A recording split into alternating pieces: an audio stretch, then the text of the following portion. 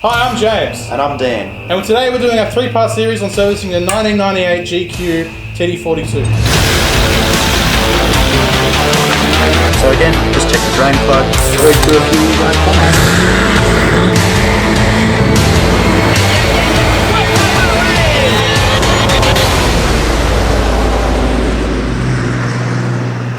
First step tonight, we're going to drop the oil in the front and rear diff. We're going to go for a counter meal at the pub, head off to bed and heat it again in the morning. Okay, James is under the back of the Patrol, just about to drop the old oil. We're going to refill it with this Nulon Easy Squeeze 85-140, recommended for limited slip diffs. It's really important you use something with the additives in it for limited slip diffs when you're servicing something like this. The reason being, if you use something that's not, the additives aren't in there, your limited slip diff won't work properly, you'll lose traction off-road. Yeah, so this is the drain plug right here, and it should be up done pretty tight, so we're going to try and get it off with the breaker bar. There we go, slowly coming. And you can move something a bit smaller. And you can just grab it with the fingers. Remember Dan's trick, you always push up on the thread until the last minute. Hey, I think I did it. Tried to. Look at the size of the plug. It's got a little, is that a magnet on there? Yeah, they're a magnetic plug. So you'll find, guys, most diffs have a magnetic drain plug in them, or some have a magnetic drain and fill plug. The idea behind that is that any metal that wears off your diff gears will get stuck on that magnet rather than float through the diff. It's also really good for inspection, so when you drain your oil, make sure to check this. You expect a little bit of sort of metal particles on there, nothing major. They always wear a little bit. If you get any sort of larger flakes, chunks, pieces of diff gears, you know you're in a bit of trouble, but there's nothing out of the ordinary. Alright, and now we'll go to the front. So now we're under the front of the car, guys. We're going to drain the oil in James's front diff. He had this rebuilt and had a front locker put in it about 2,000 Ks ago. They recommend when you put a new locker in that after about 1,000 Ks with the front diff engaged, you change the oil in the front diff just to run in the new centre. So yeah, we're going to go ahead and drop this now.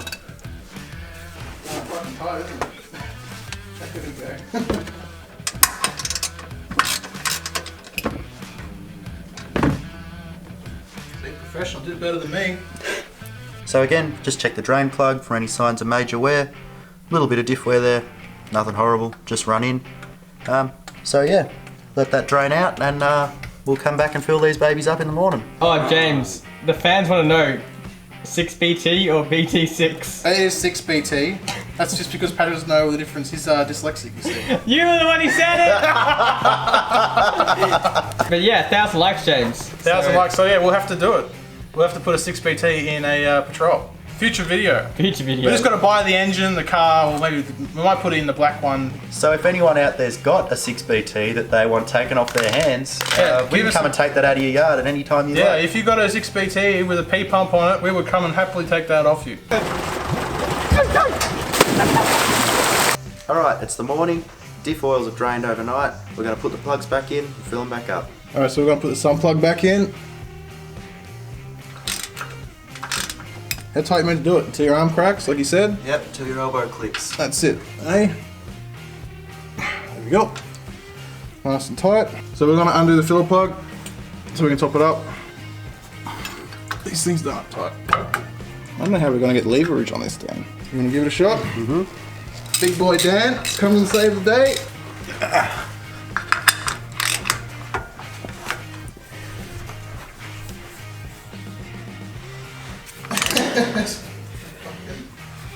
There you go.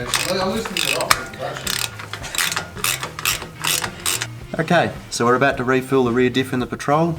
We're using Nulon 85-140 in an easy squeeze container. So to use these, it's as simple as take off the cap, unscrew that, screw on the filler hose,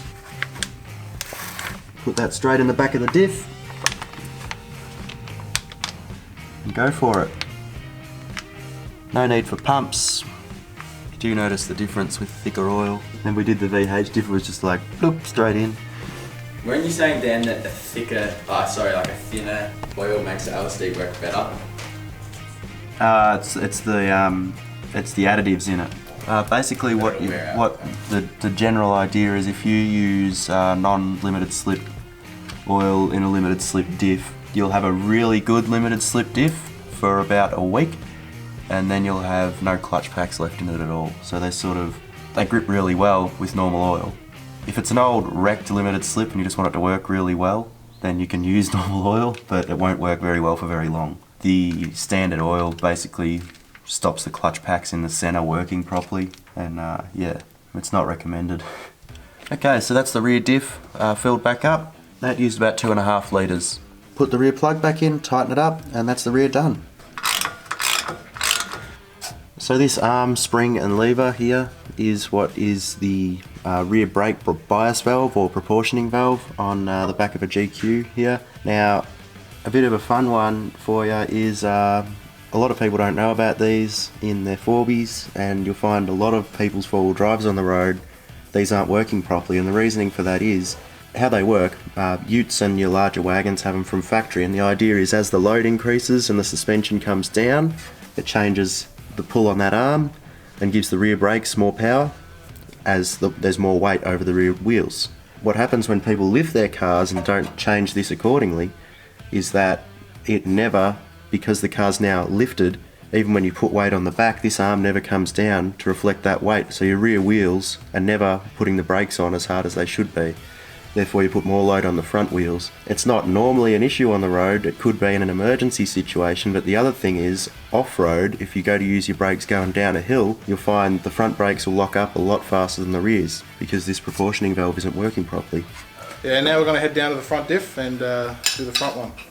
Okay, so we're under the front of the Patrol. We're about to put the drain plug back in the front diff, pull the filler plug out, and top this one up. What's transaxle oil, Dan? Well, it just means that the oil can be used for cars that have a transaxle in them, which is basically a diff and gearbox in one unit, so they use the same oil. So it's saying that it can be used for basically a diff and gearbox. Some, like smaller front wheel drives, will run a diff in the sump of the gearbox, or some high performance cars run a transaxle, which is a diff in the rear with the gearbox above it in one unit. Okay. What do you call this method, Dan? This is called using the safety thong. Wonderful. The old stuff would have been Bitch. Put the big breaker bar on. Yeah, I can't get it on there though. It's in such a prick of a spot. That's why you want a hoist. That is why we want a hoist. If you think this is inconvenient, feel free to send us a hoist.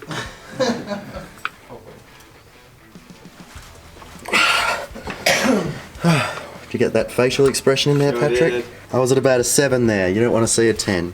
Alright, let's fill it back up. Okay, so to fill up the front diff, we're going to use Nulon 75W90. Again, easy squeeze container. We'll chuck it straight in. So the reason we're servicing James's front diff today as well, it hasn't done many Ks since it was rebuilt, but it's had a front locker put in. It's an ARB air locker. They recommend that after about 1,000 Ks with the front diff driving, you change the oil just to check everything and give it a fresh lot of oil after it's been run in. So the reason James and a lot of other people choose to run a front locker in their 4Bs is even traction on both wheels. So from factory this had a limited slip rear, so they're generally pretty good off-road. Patrol ones are fairly strong and will lock up most of the time. But the fronts were a complete open diff, so if you lose traction or lose weight on one wheel, it'll just spin that and you'll have no power to the wheel that does have traction. Whereas when you've got a front locker, if you get in that situation, say you're on rocks or in mud, sand, stop the car, hit the switch in the cab, that locks the front diff, so both wheels, no matter how much traction they have, get the exact same amount of power. And makes them sort of a lot better off-road and can get over a lot more variety of terrain. And you can pull really heavy shit. You can get real heavy shit out of the bush. Yep, and then good for James for pulling dead trees out of the bush.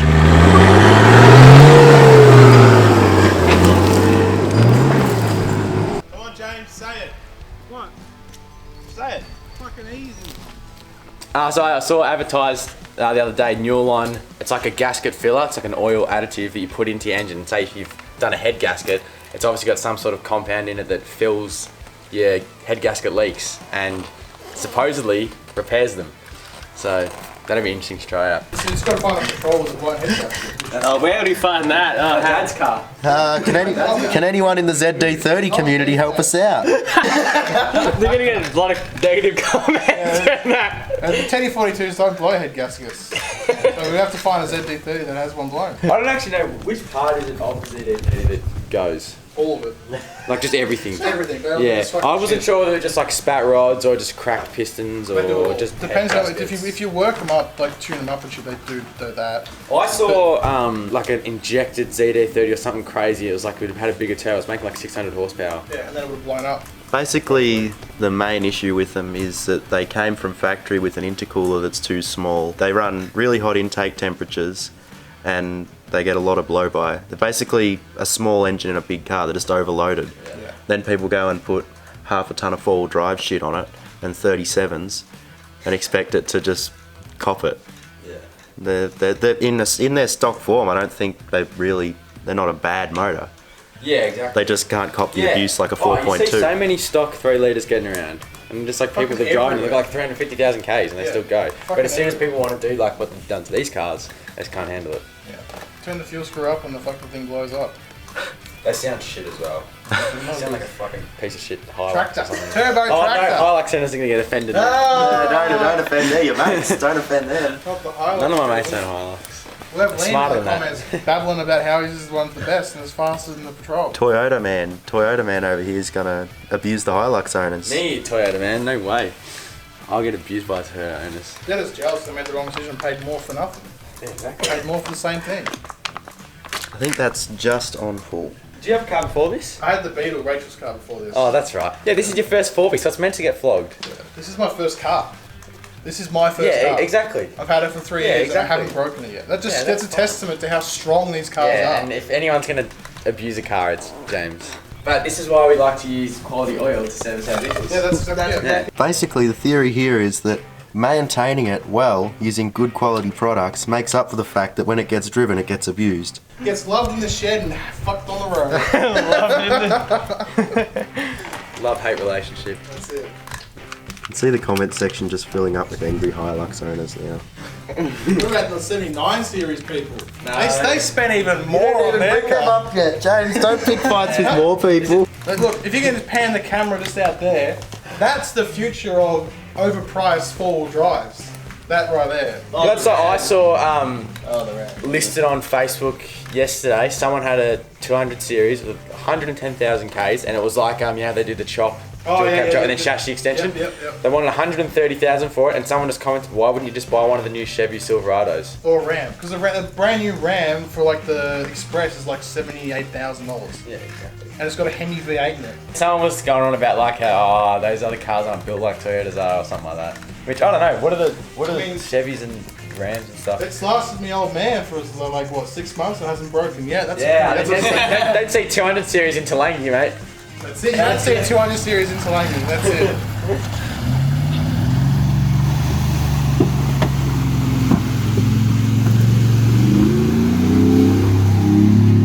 Alright, how's the diff going, Dad?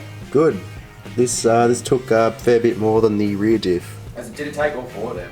Yep. And does it still want more? I'm debating that. Bang on. So I've just finished filling up the front diff here, and we're going to put the filler plug back in, and that's that done.